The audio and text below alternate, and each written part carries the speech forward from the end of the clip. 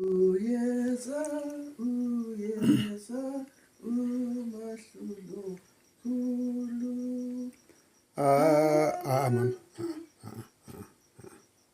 Uyeza, uyeza, umahluli omkhulu.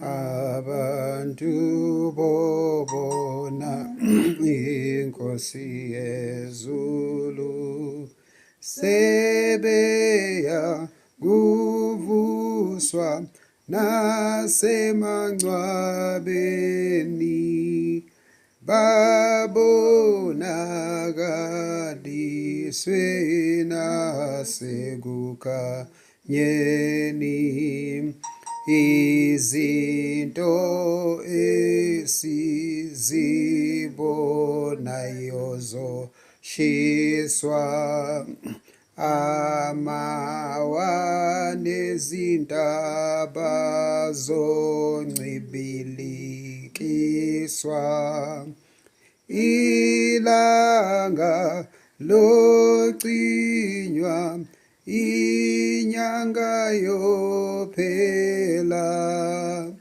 izoni azinakuba nakucasha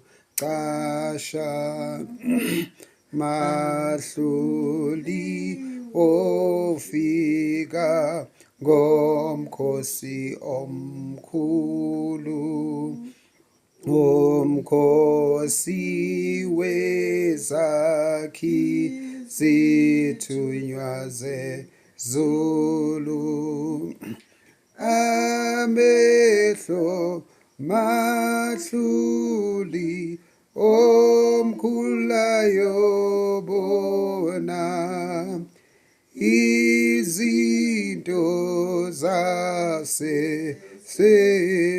seyizinto zokona izoni zoba nolukhulu uvalo zoqhaqhazelela obakhe ubuso abangalungile bayokubhujiswa nasesihokweni somlilo boshiswa yekani izono nesabeni lunge lizweni ilizwi lenkosini konze zithanda zeleni nifunu bubele isikhathi manje izanana ngele. Sofunda kuMateyu 24. Sifunda ivesi number 35 no-36. Kuyadlula izulu nomhlaba, kepha amazwi ami awasoze adlule. Kepha lolo suku nalelo hora akakho owazi lutho ngalo. Lezi ngelosi zasezulwini nandodana ngubaba kuphela owazi ngalo.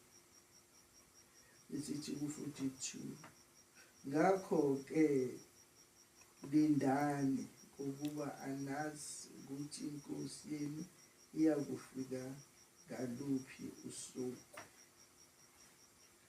Izwi lenkosi lithi konke kusadlula, kodwa amazwi kaNkulunkulu awasoze adlule. Azaloko emi ekhuluma. Ithi ngalolo suku akekho olaziyo lelo suku naleyo hora, kuphela uNkulunkulu laziyo, nandodana nazingilosi azilazi, laziwa uNkulunkulu. Ithi ngakho lindani ngokuba anazi ukuthi inkosi yenu iyakufika ngaluphi usuku. Silinde ngoba singazi ukuthi inkosi yethu izawufika ngaluphi usuku, ngoba alaziwa uJesu Kristu, alaziwa nayizingilosi, laziwa ubaba yedwa. Uma esethe nje yena sekunjalo, kuzaba njalo.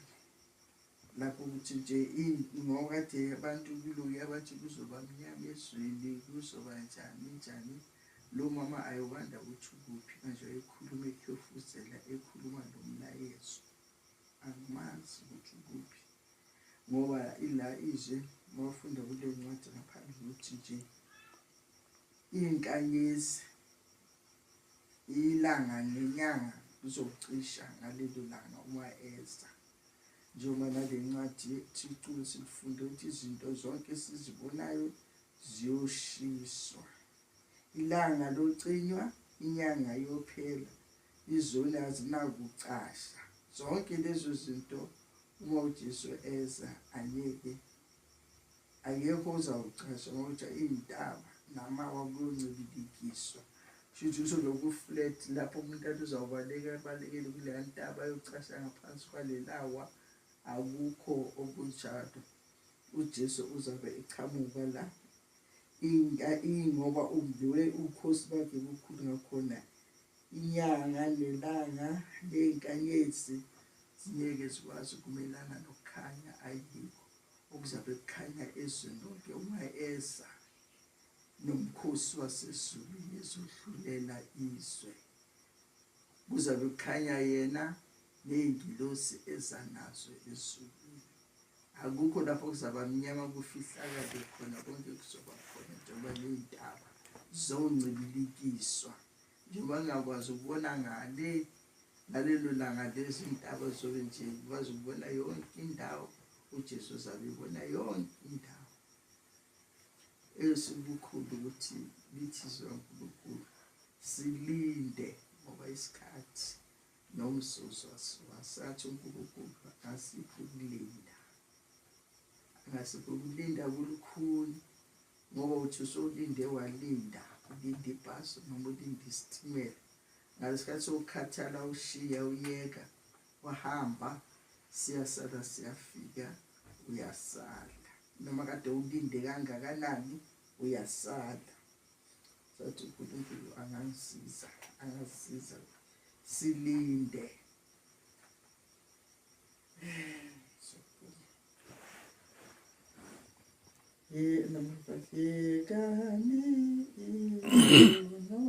Nesabeni lunge lizweni ilizwi lenkosini khonze, zithanda zeleni nifuna ububele, izikhathina nje izana namkele.